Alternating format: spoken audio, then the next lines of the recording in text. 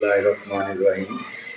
आज की video basically emergency में बनानी पड़ी है क्योंकि आज मेरे पास काफ़ी ज़्यादा पेशेंट्स थे जो न्यू नेट थे और उनकी तरफ से, उनकी वालदैन की तरफ से जो था एक ही सवाल था कि बच्चे को किन सूरतों में माँ का दूध ना पिलाएं। तो मैंने सोचा कि ज़्यादातर लोगों का यही सवाल होता है, तो इस पर एक शॉर्ट सी वीडियो बना लेते हैं। जो हमारे जो माशरा है इसमें मुख्तलिफ तरह की तोहमात पाई जाती हैं कि माँ अगर कुछ खट्टा खा लेगी तो माँ बच्चे का गला ख़राब होगा, माँ अगर दाल से बनी चीज़ें खाएगी तो वो बच्चे का पेट ख़राब होगा, अगर माँ नहा के आई है बाहर तो बच्चे को दूध पिलाएगी तो बच्चे को नज़ला ज़ुकाम हो सकता है। या इसी तरह की कि माँ ने कोई चूल्हे पे काम किया और चूल्हे पे बैठे हुए उसका टेम्परेचर हाई हुआ है तो उस सूरत में बच्चे को दूध पिलाएगी तो कोई हार्मफुल इफ़ेक्ट आएगा।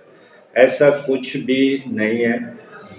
माँ का दूध जो है कुदरती तौर पे एक मोतदिल दर्जा हरारत पर होता है। माँ का दूध जो है वो हर सूरत में पिलाएं, इवन माँ बीमार भी हो तो उस सूरत में भी बच्चे को दूध पिलाना नहीं छोड़ना चाहिए। कुछ ऐसी सूरतें हैं लेकिन उस पर हम अलग से फिर बात करेंगे। लेकिन जनरली जो है नज़ला ज़ुकाम खांसी, अगर माँ का पेट ख़राब है या ऐसा कोई इशू है तो माँ का दूध पिलाना ना छोड़ें।